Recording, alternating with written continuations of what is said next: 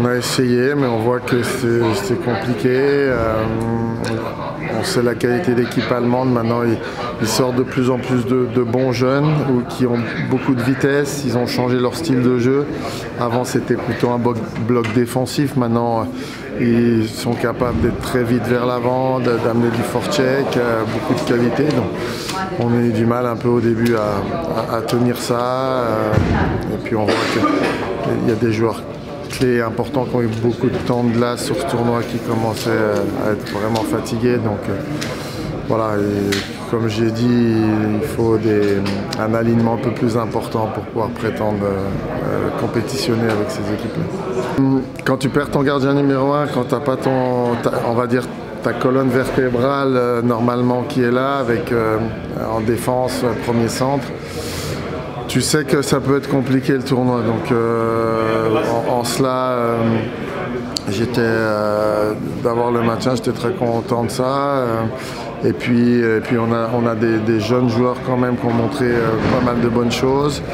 On a des joueurs, je pense, qui vont progresser dans les prochaines années en jouant dans de bonnes ligues, notamment les gars qui jouent en American Hockey League, qui vont aller encore en progressant.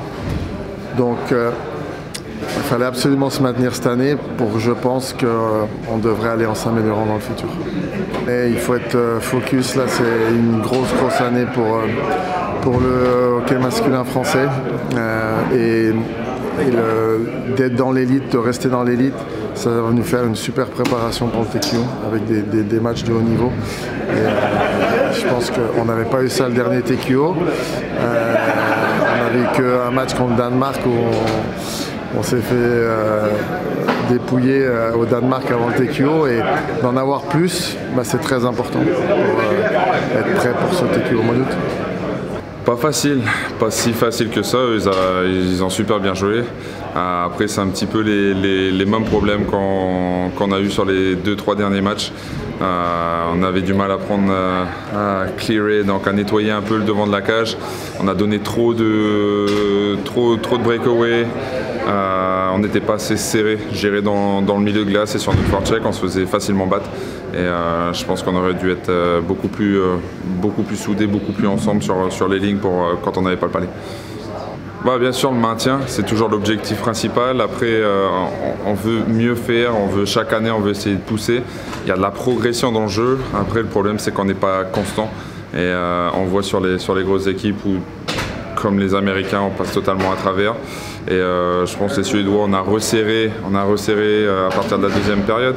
Mais on est en retard dans le score.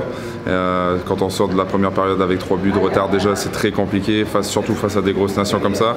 Après LSGR sécurise, c'est compliqué de se procurer des occasions. Il y a quand même eu le match sur les Finlandais où c'était vachement intéressant. Et c'est ce genre de performance-là qu'il faut absolument qu'on répète soir après soir, en fait, peu importe l'adversaire. Que ce soit les Américains, que ce soit l'Autriche, la Hongrie, même la Hongrie, c'est des matchs où il faut qu'on réussisse à monter ce niveau d'intensité si on veut à terme avoir des résultats intéressants pour nous.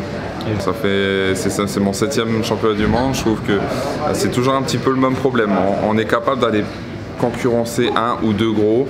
Il y en a où c'est très compliqué, et justement sur ces matchs dits face à des adversaires plus faibles, entre guillemets, on n'arrive pas à dicter le jeu et prendre vraiment l'ascendant sur notre adversaire. Et moi je pense qu'il faut absolument qu'on trouve une solution pour ça.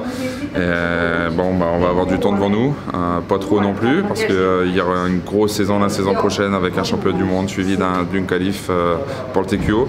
Donc ce sera très important là de faire le débrief de ce mondial et voir comment on peut justement solutionner ces problèmes.